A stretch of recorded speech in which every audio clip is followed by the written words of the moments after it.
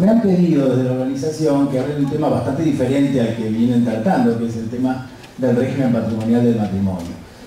Nuestro libro, que hacía referencia a Graciela, se llama Régimen de Bienes del Matrimonio, y siempre nosotros pensamos en ponerle régimen de males del matrimonio, entonces tal vez hubiera sido un bestseller y hubiera vendido mucho más de lo que se vende el que estamos ahora actualizando con mi equipo de trabajo. Bueno, me han pedido que hable sobre el régimen de bienes del matrimonio o de la cuestión económica en el matrimonio, pero centrado fundamentalmente en el régimen de bienes del matrimonio.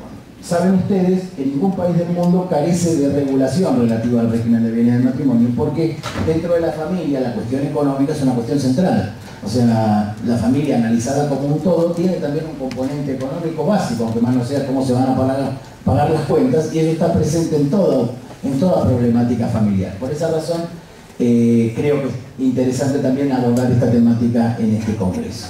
En la Argentina, además, como en la mayoría de los países de la región, venimos atravesando un proceso de reforma o de cambio en el Código Civil y Comercial, donde se han incorporado por primera vez en nuestro derecho las convenciones matrimoniales, o mejor dicho, la opción por el régimen de separación de bienes. Y qué suerte de Graciela se fue porque en esto no coincidimos. El Código Civil y Comercial, al igual que la mayoría de los códigos de la región, adopta ahora la posibilidad de optar por el régimen de separación o el régimen de comunidad que aparece como supletorio. Debemos decir que en la Argentina esta reforma era indispensable, no tal vez en el contenido, pero sí en cuanto al código propiamente dicho. Fíjense ustedes que el código derogado tenía vigentes normas relativas a la dote de la mujer, por ejemplo. Tenía vigente una norma que establecía que cuando se comprara con dinero de la mujer, había que indicar de cómo el dinero le pertenece.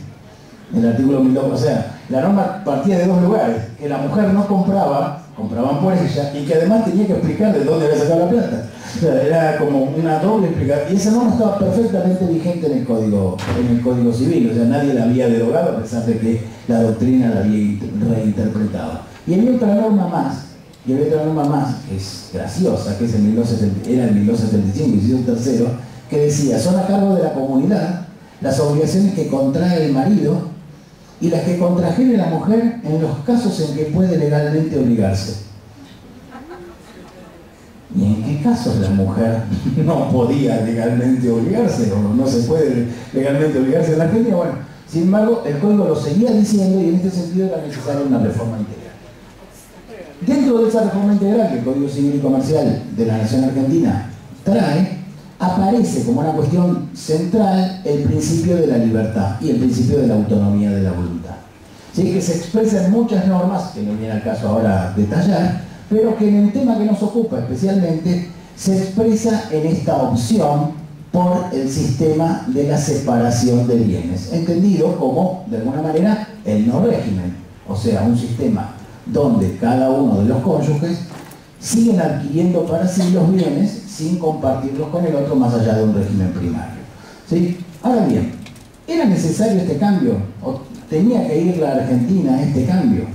Los argumentos que se dieron en su momento, que a mí no me terminan de convencer, relativos a por qué había que ir a ese cambio, son los siguientes. Volvió a hacer la medida de que me tengo el primero de ellos es, bueno, esto de la autonomía de la voluntad, que gana cada vez más espacio en las relaciones de familia y por tanto también tiene que estar prevista en el régimen de bienes del matrimonio. El segundo aspecto es el aspecto relativo a que en todos los países de la región, y es una tendencia mundial, existe la necesidad de las convenciones y fundamentalmente de la adopción. Y el tercer argumento es la igualdad entre el hombre y la mujer, que se expresa también en el régimen de bienes del matrimonio con esta posibilidad de convenir.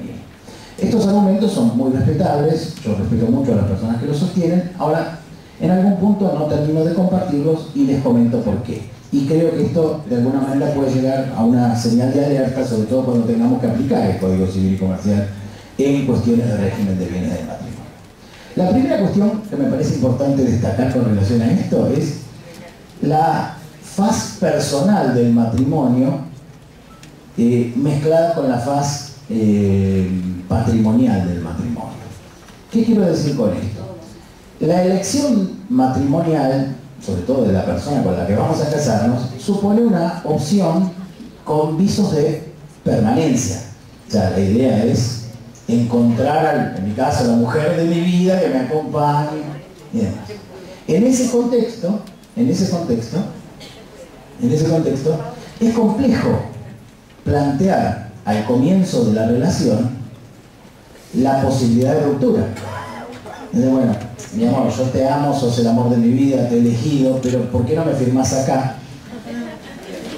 Donde dice que cualquier cosa que nos vaya mal, esto lo separo, esto es para mí, o sea, tiene como un componente de egoísmo, que es cierto, también puede decirse que como la Argentina no tiene tradición en este tipo de pactos, tal vez las parejas más jóvenes lo asuman con mayor naturalidad de lo que lo asumimos otras personas. Pero este es un componente a tener en cuenta. Es más, fíjense ustedes, el Código Civil Comercial, al igual que la mayoría de los códigos de la región, también permite cambiar de régimen indefinidamente. En el Código Civil Comercial argentino se establece un plazo de 1 año.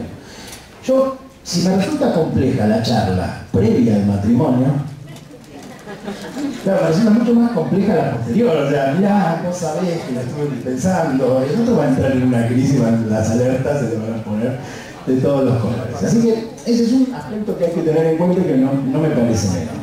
La segunda cuestión tiene que ver con la posibilidad de acceso a la riqueza de la mujer, sobre todo en la República Argentina. Yo no hablo de países que no conozco, pero sí de la República Argentina. Con algunas estadísticas al paso. Solo el 23% de los cargos directivos en empresas de primera línea en la República Argentina son ocupados por mujeres.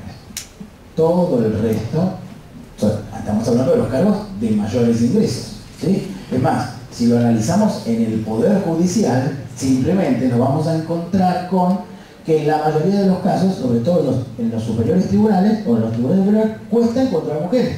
De hecho, hay un debate hoy en los diarios acerca de si las 2 vacantes que hay en la Corte Suprema de Justicia de la Nación deben ser una de ellas ocupadas por una mujer. ¿Sí? Cosa con la que estoy de acuerdo.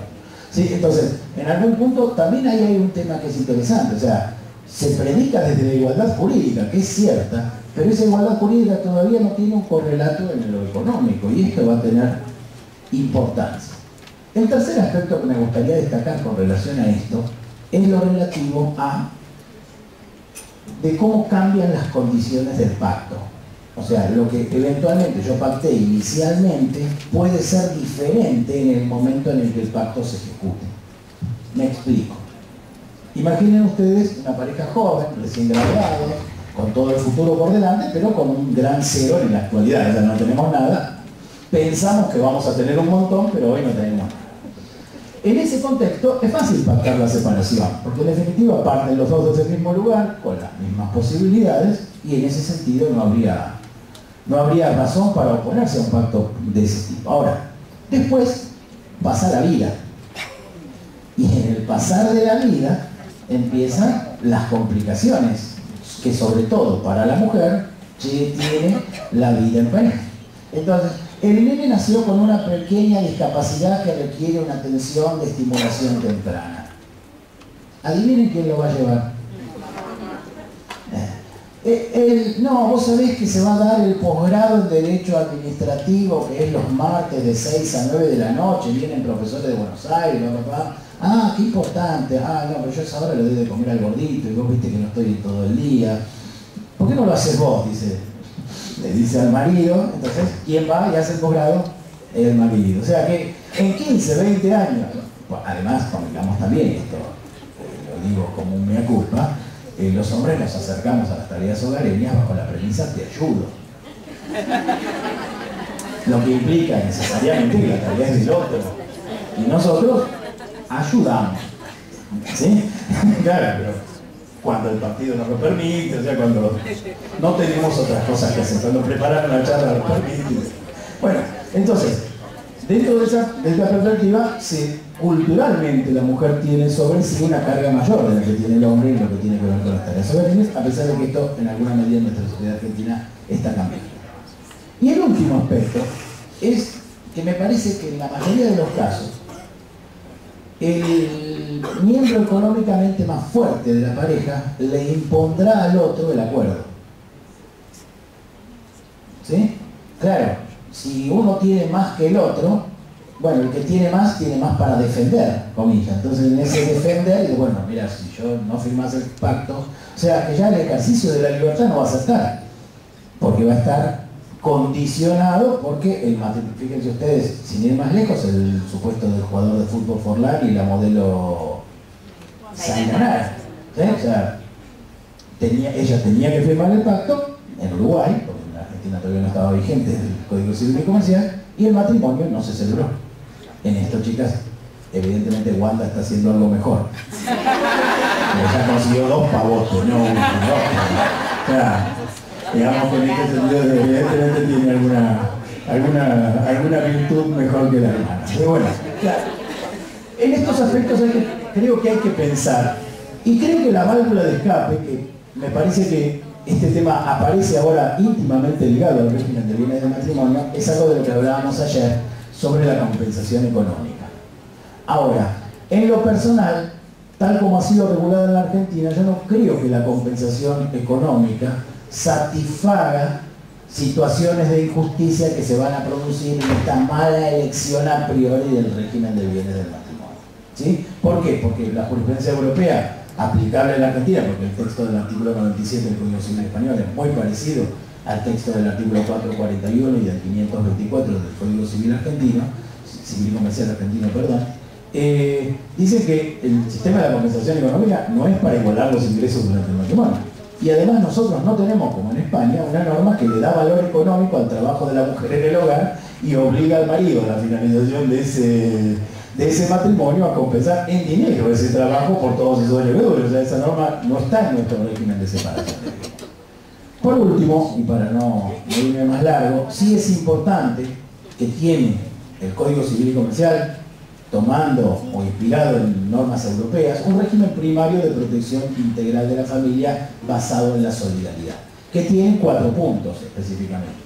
Tiene el punto del deber de contribución, del cual nos hablaba Graciela en la conferencia de ayer, donde cada uno de los cónyuges está obligado a contribuir a las necesidades del hogar de acuerdo a sus recursos, y donde el trabajo en el hogar es considerado como aporte, y en ellos se incluye a los hijos comunes como a los hijos de cualquiera de los miembros de la pareja que convivan con el grupo familiar, en concordancia con la figura del progenitor afín recientemente incorporada también.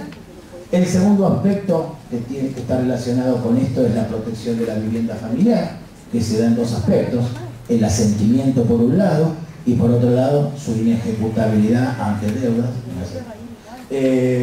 su inejecutabilidad por deudas contraídas, salvo que sean contraídas por ambos; el mandato entre cónyuges, donde se impide el asentimiento anticipado, que es también otra protección; y la responsabilidad solidaria por deudas, que es una incorporación que modifica bastante nuestro régimen en materia de responsabilidad frente a los acreedores, y que también aparece como una norma importante dentro de la solidaridad familiar. Por último, quería compartir con ustedes, bien de tiempo, este cuadro que está en el Museo de Arte Británico y es de Hogarth. El cuadro forma parte de una serie de 6 cuadros que se llama Matrimonio a la Moda. Este es el primero de ellos y se llama El Contrato Matrimonial. ¿Sí? Si ven allí, sobre este lado de la escena hay un señor de rojo que es el conde. El conde está entregando en matrimonio a su hijo, que es el de celeste, que está en la otra punta del cuadro. ¿Cuál es la característica que tiene el conde? Bueno, el conde tiene título nobiliario, pero no tiene un mango. ¿Sí? Entonces está negociando con el burgués, que está de rojo al centro, ¿sí? Que es a la inversa. Tiene dinero, pero no tiene título. Entonces, ¿qué mercancía tiene?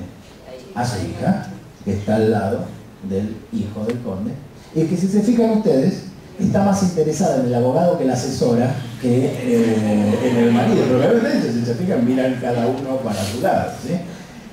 Y el precio es un castillo. Si ven en la ventana, hay un castillo y debajo de ella hay un arquitecto dibujando el castillo, que es el castillo que el burgués le va a hacer al conde como precio del matrimonio que se va a celebrar. Lo que tal vez debemos pensar es, bueno, si este es el matrimonio que queremos, ¿sí? El matrimonio donde lo que prevalece originariamente es una negociación económica relativa a ese matrimonio en una cuestión basada en el afecto y en la solidaridad familiar. Fíjense ustedes que Jabez de Safier, en la nota del 1217, decía: en Europa no hay matrimonio que no se celebre sin ser precedido por algún tipo de convención matrimonial. Sin embargo, esas convenciones no se han visto en la República y no se ve que nuestros matrimonios sean menos felices por eso. Será así la sociedad conyugal puramente legal y se evitarán las mil pasiones que supone la discusión del régimen de bienes del matrimonio. Yo creo que aquellos argumentos de Vélez Arfiel siguen teniendo vigencia y que nos corresponde a nosotros, desde el Poder Judicial y demás, tratar de atender a las eventuales desigualdades que entendemos que esta elección del régimen puede llegar a generar. Muchísimas gracias.